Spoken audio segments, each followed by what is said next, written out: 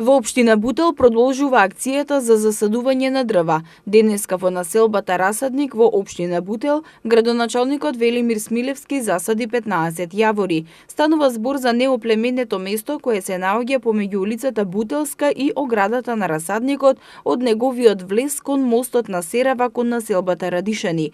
Како што истакна градоначалникот Смилевски, со оваа втора група насадници, вкупниот број изнесува 20 ново насадени листопадни дрва. Се надам дека и во наредните не само недели, месеци ќе ја задржиме навиката за садење на садници со оглед на проблемите кои што ги имаме во град Скопје и пошироко, значи во републиката.